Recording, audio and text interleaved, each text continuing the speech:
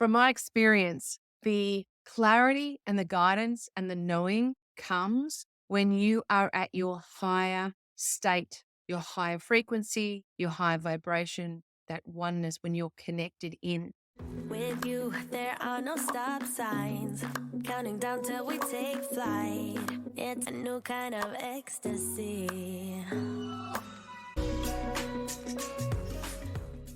Hi, it's Rachel from Woman on Purpose, and today I'm exploring the topic of aligning into our highest calling, our highest yearning, desires, our highest purpose.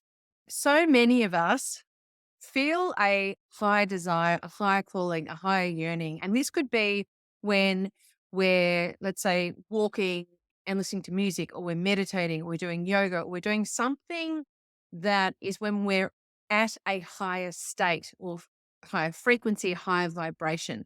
So we're in a place where we're aligned in, we're tapped into infinite intelligence, we can feel that connection, that oneness, and we're connected in with ourselves. And we can have moments of clarity, epiphanies, guidance, and that sense that this is what I'm meant to be doing, or this is what I feel called to do, or this is what I feel called to express, I feel strongly about. So we can feel that sense of calling when we're in that heightened state. Also, we can feel that sense of calling from a state of discomfort or pain because while we're doing something else with our lives, we're feeling like this is not what I'm meant to be doing. And that can be painful, it can be frustrating, and there can be some stuckness around that, right? So here's my tip.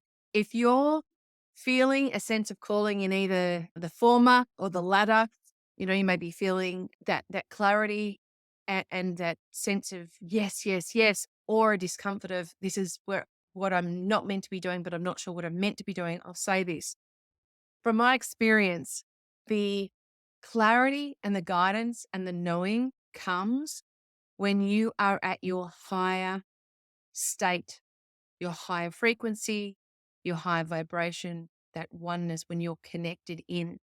So if you're seeking clarity and you're wanting to expand into that sense of higher calling, higher purpose, then the opportunity is to work on your state of being, your frequency, your vibration, what you can do to support you to be in a higher state so that you are creating that oneness.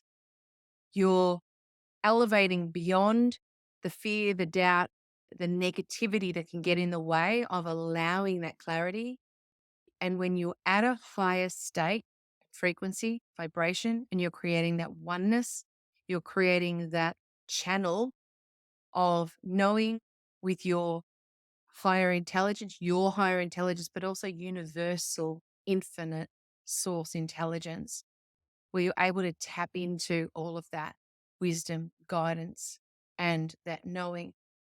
Because if we're wanting to walk the path of our higher calling, our highest purpose, if you're wanting to walk that path, you're wanting to walk it, or you're wanting to explore it, you're wanting to get clarity around it, then the best way to do that is to elevate your inner intelligence, your frequency of vibration, create that oneness, create that elevated state of being in order to have that clarity unfold and also to allow the inspired action that can come when you're in that heightened state.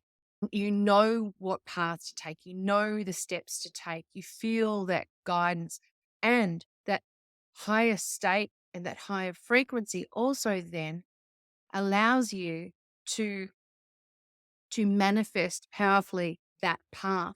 So if you are a higher state and you're clarifying that vision and that intention of what it is you want, the higher state you are that you can maintain, not all the time, right? That's impossible, but to consciously do what you need to do to operate and build momentum at that higher state then allows you to attract it in. You're able to manifest that. You're able to feel the nudges, feel the synchronicity, understand what steps to take, and for things to just show up. I remember some years ago when I was starting out my coaching practice, I was actually still doing my coach training. We're going back, I think it's 2001, a long time ago. And, people didn't even know what coaching was back then. But I remember I was doing my coach training, life coaching training at the time. I went on to do executive and business coach training as well.